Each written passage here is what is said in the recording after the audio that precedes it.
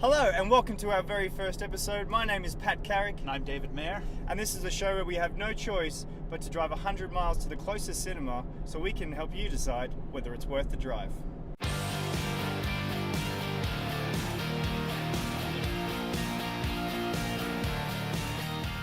So probably we should first talk a bit more about the premise of the show, why we're doing this. Basically, Pat and I live in the middle of nowhere. We live in the Canadian Rockies. Our closest cinema is 100 miles away. Going to see any movie for us is about a 5-hour excursion. At least. We want to see movies. We want to see a lot of movies. And the problem is 5 hours is a lot of time out of your day. And some movies, you get there, you watch them, and they're just a little bit disappointing. And we were wondering if there's more people out there with the same problem and whether we could do anything to help. So we're doing the drive for you. We're going to stick up a review.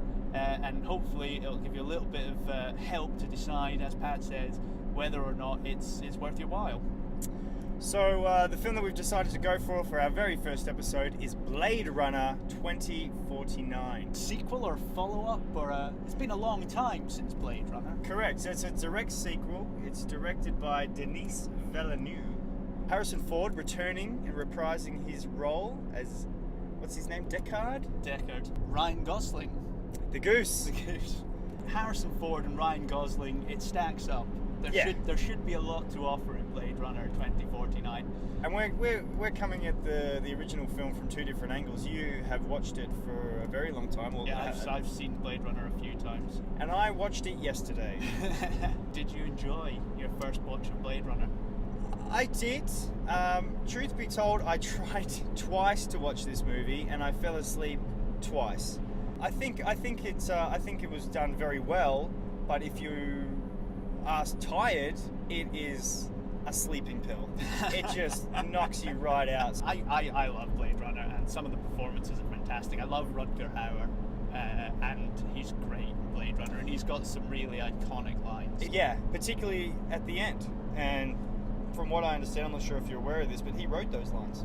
Tears in the Rain. He wrote Tears in the Rain. Tears in the Rain. Yeah, and there's no denying that it's an iconic film, even though someone like myself, and I'm sure a lot of people out there who haven't had a chance to see it yet, particularly with all the different cuts and not knowing which cut to watch. A lot of people say this cut's better, this cut is better. But it is an iconic film, and I think it's great that it's in what seems to be some very talented and a great team of people behind it. So I'm excited for it. Are you excited? I'm very excited. All right. So here we are. We've made it to town. Pat successfully navigated us, both hands on the wheel, if you will, sir. We made a promise at the start of the show. We were going to try and let you know whether the movie was worth the drive, and in a couple of hours we'll know. So stay tuned. You won't notice, but we will, and we'll be back in a couple of hours with a quick review for you of Blade Runner 2049. Woo! Whoa! Welcome back. Wow, that was initial thoughts. You start, Pat, because you're a newcomer to Blade Runner. Well, I'm going the wrong way. The cinematic experience, that is why you drive out here, I think. And I agree completely with that. I mean, let's start with. Okay, let's wind it back. Let's wind it back. I'm a little bit mind blown at the moment. Cinematography. Well, yeah, it was fantastic. Some of the best I've seen in a very long time, and in a lot of respects they were showing off in a good way. They really were. I said before we saw the movie that I wanted to see something which takes the look of the original movie and just runs with it. I think it looked so faithful to the original film. Oh, so faithful. It still had that very dark, it was always raining or snowing, and it still had the synth. I'm sure you were glad the synth was back. The synth was back, baby. Some of the score and sound effects would just rumble your core, just around the cinema. Definitely, the cinema adds something to a soundtrack like that, to a score like that. Yeah, absolutely, and I think that's what they were going for. Something to kind of absorb into your psyche that really makes you think, and I really appreciate the fact that was executed really well. And what about the performances? I mean, I'll start. I mean, I think I said some stuff about Ryan Gosling before we went into the cinema. I think he was great. He obviously had an understanding of what the original film was about, and he obviously had a very clear understanding of what his role in this movie was. I feel like everyone who played a part in this film had a very good understanding of what the original was about, how the look and feel should be, the tempo of it, and like you mentioned, the performances as well. I mean, even the relatively small parts in there, like Jared Leto. Mm-hmm. What do you think of Jared? I liked him. I thought he was great. Yeah, he didn't have a huge part to play. He really didn't. It was quite a small part in terms of screen time. Mm-hmm. But the character and the references to the character kind of had this very Big Brother-esque feel to it. Yeah. And when you actually saw him on screen, he kind of lived up to the scale of his character. So let's not forget Harrison Ford. Yeah. Just bringing it. Just almost in a similar sense like he did with The Force Awakens. Yeah, he did everything you want him to as well. Yeah, totally. He's not phoning it in. He's not just getting the paycheck just because it was his franchise or, he was the star of it. I think he really cared about the piece just as much. There was a few emotional scenes in there which harken back to the original film and his story, and I felt the emotion for sure. Yeah. When you do compare it back to the original movie, I mean, I've already said it looked very faithful, it felt very faithful. The continuation of the story was really well written. Like the original Blade Runner, it was quite a slow movie. It developed quite slowly. I didn't feel like I knew what was going to happen.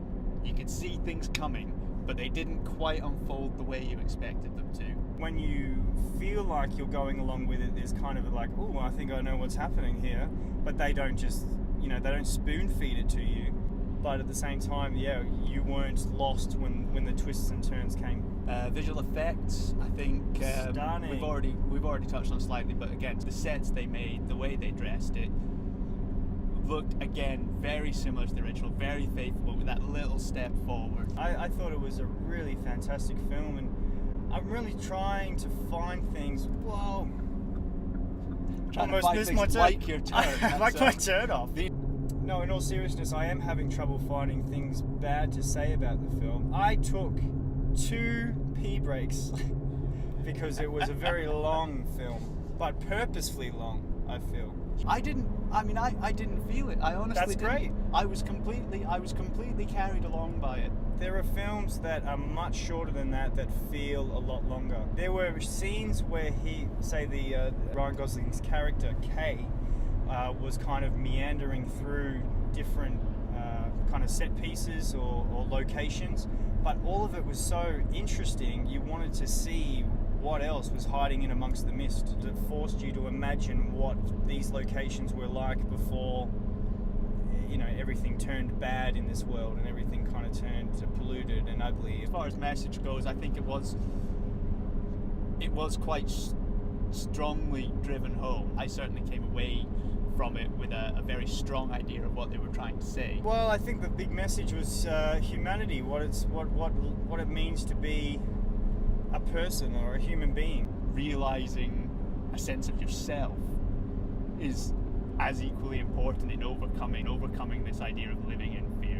Living to some extent for your own purpose is as freeing as actually being free. Yeah, we have a rating system. It's a nice excuse. We drive 100 miles, so it gives us a nice excuse to rate out of 100. Well, look, I'll go first. For me, as I mentioned, there's very few things that I did not enjoy about the film. I loved the performances, I loved the story, and I loved the overall themes, and I loved that it wasn't afraid to be what it wanted to be. In today's modern society, I feel like there's a little bit of with the studios, a force to kind of make it quick and sharp and snappy. Lots of explosions, lots of action, which they could have gone down that path, but it didn't. I commend the studios for letting the filmmakers do exactly what they intended to do, which is what it feels like. And for me, I'm going to give it. Why not? 95 miles out of 100. 95 miles out of 100. And definitely for me, worth the drive. 95. That's a good score. I'm going big. I really enjoyed it. Dave and I have gone down this road literally many times before and come back feeling a little bit disappointed, particularly in the sense of sequels. You don't see sequels these days come up with the goods, and that was certainly one for me. So I'm a little excited, a little bit mind blown. So definitely 95. What about you? It's definitely a film that was fully realised. They knew what they wanted to do. They thought it through. They put a movie together that really was faithful to the original, advanced the story in a wonderful way, and all of the touches, all of the tricks were very appropriate. Based on what Pat said earlier and what I just said, I mean, and my love of sci-fi and the original Blade Runner, I'm going to give it 98. Whoa! I'm going to go right up there. Do it, man. Why not? So there you have it, boys and girls. That's been our review of Blade Runner 2049. It is our very first video. We've been very excited to do this. We hope you enjoy it, and if you have, please head on down to the bottom of the screen and click the subscribe button.